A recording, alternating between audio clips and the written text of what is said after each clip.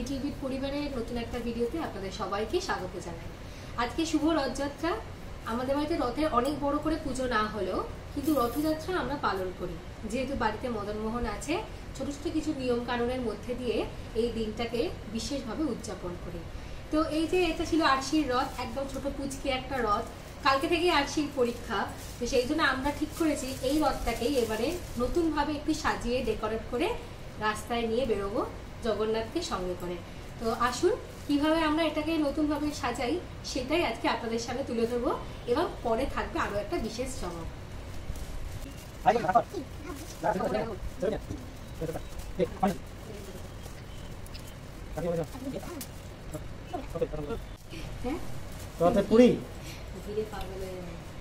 হ্যাঁ, কিন্তু তবুও মানুষে তো যায় নাকি?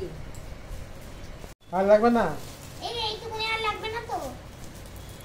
হয়ে যায়। দরকার আর ওই একটা আমার এই পিয়াজটা লাগা করেছে। এই আমাদের রথ রেডি। এটাকে দেখে কি আর বোঝা যাচ্ছে যে এটা পুরোনো আর নতুন? বোঝা যাচ্ছে না তো। যাই হোক, নতুন হাতে করে রথ সাজানোর না মজাই আলাদা, সবার বাড়িতেই হচ্ছে জানি। আর এটা তুমি সরাও, এটা যে ঠাকুরের জামা। এত বড় জামা? হ্যাঁ, আমাদের ঠাকুর খুবই ছোট, যেহেতু রথ ছোট ওই জন্য ঠাকুরও ছোট, কিন্তু বড় জামা। দেখাও। এই হচ্ছে আমাদের মূর্তি। সামনে নিয়ে এসো। জয় জগন্নাথ। জয় জগন্নাথ। জগন্নাথকে এখন জামা পরানো হবে। কেন বড় কিনেছি তারও ব্যাপার আছে, কারণ যেহেতু রথটা ছোট, তা আমি চাই যে পুরো ঘিরে সুন্দর হয়ে ঘাগরাটা থাকুক। আর যেহেতু একই মানে এর মধ্যে তিনজন আছেন, তো সেই জন্য একটু আলাদা আলাদা। তাহলে তো আমাদের তিনটে যেহেতু আলাদা নয়, তাই একটাই সুন্দরভাবে এভাবে সাজাবো বলে আমার ইচ্ছা, তো সেই জন্য বড়টা কিনেছি। দাও।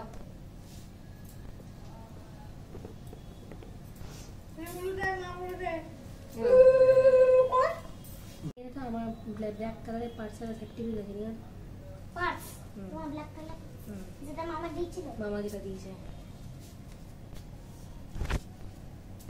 রথের ভেতরে।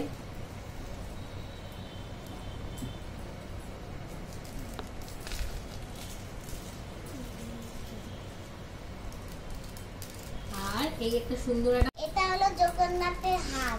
হ্যাঁ, কয় দেখি দে। এই আরো সামনে নিতে হবে, খুলতে হবে তো। আচ্ছা আমি দেখাচ্ছি। এই যেটা হলো হার। যা ক্যামেরা নিয়ে যা, নাহলে দেখতে পাবে না তোকে। এই যে হার কিনে এনেছে, মালা। এবার জগন্নাথকে আমরা পরাবো। ও মায়না ফাইনালি আমাদের রথ সাজানো কমপ্লিট। কেমন হয়েছে বলো? ফুল মালা এই দিয়েই সাজিয়েছি। ছোট্ট জগ্গু দাদার ছোট্ট রথ, তাই ছোট্ট ছোট্ট করে সব সাজানো হয়েছে।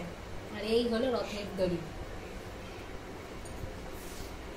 বলো প্রভু জয় জগন্নাথ স্বামী কি জয়। এগুলো পেপার আছে তো।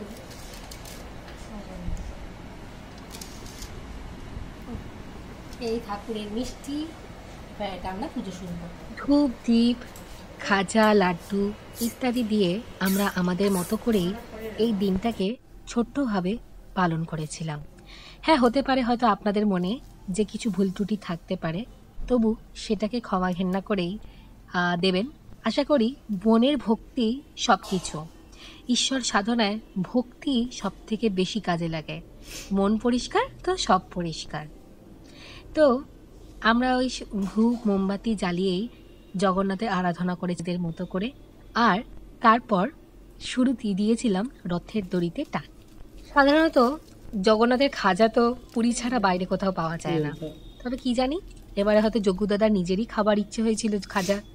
বাড়ির পাশে মিষ্টির দোকানে যেতেই সে দেখি এক ঝুড়ি খাজা। ব্যাপারটা কি হলো, না খাজা যখন আছে তখন তো নিয়ে যেতেই হবে। আর এই যে রথের দড়িতে সুন্দর করে রথে মালা দিয়েছিলাম, কিছুতেই চুড়োয় থাকছিল না।